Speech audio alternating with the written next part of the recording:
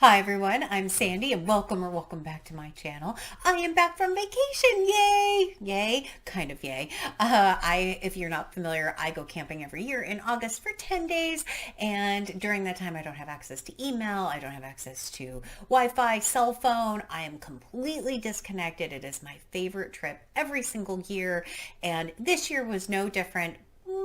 With a couple of exceptions, which I'll talk about.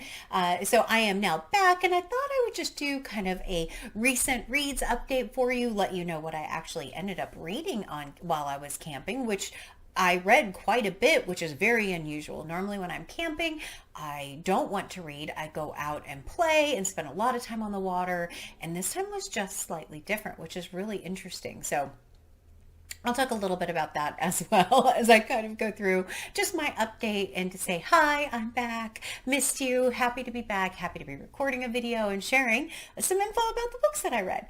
So this year when we went camping, we added a new person. Gina Stanier came camping with us this year, and it was absolutely delightful. I'm so thankful that she came with us this year, and we had so much fun.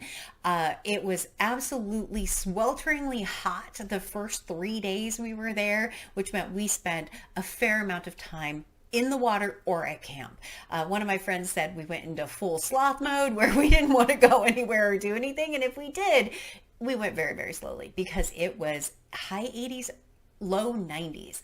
I think Gina may have discovered a love of floating in the lake, which I have a great picture of her, but it was absolutely gorgeous the first few days. But the heat is one of the reasons why I feel like I ended up reading quite a bit more than I normally do read. And so the book that I picked up and that I did finish is actually this one, The Whispers by Ashley Audrain. This is the same author who wrote The Push. The Push was published in 2021, and I have read The Push. Now, The Push is a psychological thriller featuring a family, and you're not really sure, ever really sure what the heck is going on. Is someone truly evil? What is happening with this family? And it is exceptionally well done. So I had high expectations going into The Whispers. Now this was published on June 6th of 2023, so it is a very new release, only within the last couple of months. I happened to get my copy from the library, which is great. I did end up getting it in large print, which is interesting, but I ended up being very thankful for, because this large font was very easy to read when I was in kind of the low lighting of the tent. So I spent a number of hours in the morning just laying in bed reading, and it was glorious. It was absolutely glorious.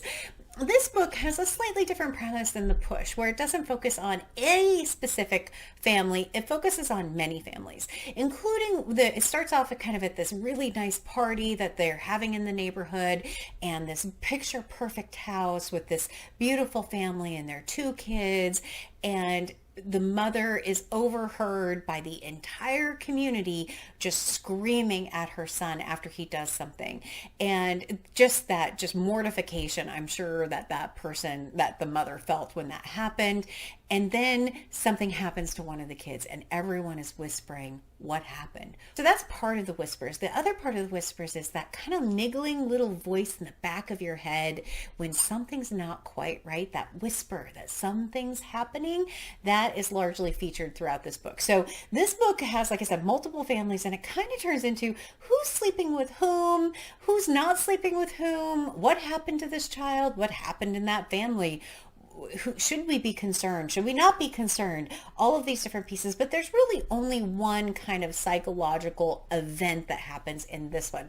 In The Push, the psychological events and the kind of that turmoil continue throughout the book. This is almost more spy-ish, kind of trying to figure out what happened, not as thrillery-ish. Now the ending is a little bit more kind of interesting, and there's a little bit of a twist at the end, which I thought was interesting.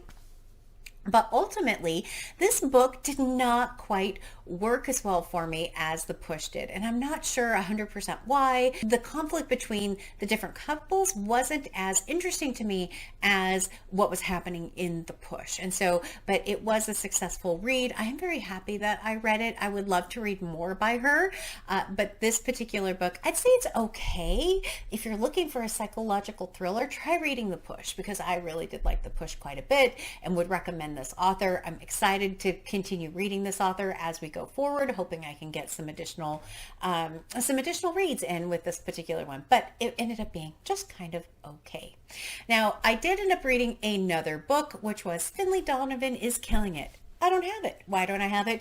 Because my girlfriend that was on the trip with me ended up taking the book home. And part of the reason for that is normally we go for 10 days, and unfortunately we were smoked out of our campsite. So there were wildfires in Canada. There were wildfires not too far from where we were at.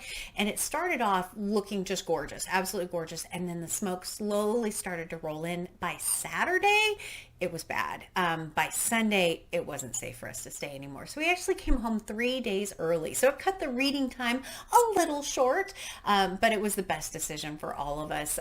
It just wasn't something that we felt like was going to be good for us. My friend was getting headaches. It just wasn't going to be pleasurable. And we did check the weather report. We kept hoping there'd be some rain that would come in and wash out part of the smoke. And that just unfortunately did not happen. So it was too bad. It's a trip we look forward to every single year, but the 7 days we got were absolutely incredible. I wouldn't trade those for anything. I'm just hoping next year we get the full 10, because we did definitively answer if 7 days is long enough. And the answer to that is no, it's definitely not long enough. But as far as Finlay Donovan is Killing It, this book is a lot of fun. You do have to suspend disbelief a little bit for reading this book, because the main character is a single, divorced mom of two who is a writer and is struggling to make ends meet, and with kind of a jerk of an ex-husband who is manipulating things and trying to make it, who is just manipulating things. We'll leave it there. And she goes to a meeting with her agent. She's late, of course, trying to drop the kids off at her ex-husband's so that she can go to this meeting. And they end up meeting in a Panera Bread where she's discussing the plot of her next book. And she's overheard by someone at the next table who assumes that she is a contract killer based on the description of this book that she is proposing. She's clearly not a contract killer. She's a mom of two, a struggling mom of two. So that's where that suspension of disbelief has to happen a little bit to kind of like get into the story. Is it really plausible that you're going to have someone sitting at a table and overheard, and then they offer you a bunch of money to kill their husband? I mean, it's never happened to me, so who knows? But the story itself, even though it is about a contract killer, is pretty funny. And there are a lot of moments that made me chuckle. There were a lot of moments that were so relatable as far as just being a disaster. And I love characters like that. And she really took us on a really interesting ride with some twists and turns, brought in some other characters to help flesh out the story a little bit, brought in a couple of love interests that you weren't sure where she was going. And as the writer in her is kind of documenting everything, it kind of gets spun out of control as far as like what happens to her story versus what actually happens to her in the book. And I thought it was just a hilarious book. I say if you want a fun, loving book that doesn't take itself too seriously, probably is a great series. I have started the second book, which is Finlay Donovan Knocks 'Em Dead, but I haven't finished it yet. I've been working on it since I've been back. And it's not as fun as the first one. I kind of compared the series a little bit to the Janet Ivanovich, Stephanie Plum series. If you like a book like One for the Money, this series, you're probably going to really like it. Kind of a similar dysfunctional main character with comic support and other characters. Semi-plausible, not plausible storyline, but a whole heck of a lot of laughs. And I really did like that quite a bit. Like I said, I have started the second book, but I haven't quite finished it. So as far as what else I read, well, so my friend read this one, Nothing to See Here by Kevin Wilson. She finished this one. I didn't pick this one up. I did start reading this one, The Thursday Murder Club by Richard Osman. You can see the book's a little bit damaged. That's what happens when we take books camping. I got a fair amount, not a fair amount. I probably got maybe 50 pages in, and then we had to come home. So I didn't finish this book. If we had stayed longer, would I have finished it? Possibly. Absolutely possibly. But this one was also, I think it's one I would like to still pick up. I don't know that I'm going to pick it up in August, but it was intriguing me. It just hadn't quite gotten into it yet. They were just having kind of one of their first meetings. and didn't get into the depth of the story. So that's the other one I tried to read. I did also bring back Practical Magic, didn't pick it up. My friend has it as well because she had started reading that one and then switched over to Finlay Donovan when I finished with it. So she has two of my books right now. And we'll see. We'll see. But I have a few days, 5 days left in August to finish reading some things, but that's kind of what I ended up reading while I was out. Like I said, it was a wonderful trip. I have not caught up on comments. I haven't caught up on anything yet. I think I listened to my Voxer messages, but that was about it. And I will be working on that this weekend. Please leave me a comment down below letting me know how things are going for you, what you're reading. I would love to hear that. And let me know as well if you've read either one of these books, The Push, The Whispers, or Finlay Donovan is Killing It. What'd you think of it? I had a lot of fun reading Finlay Donovan. So I would, like I said, suggest if you want a fun light read, even though it is about contract killers.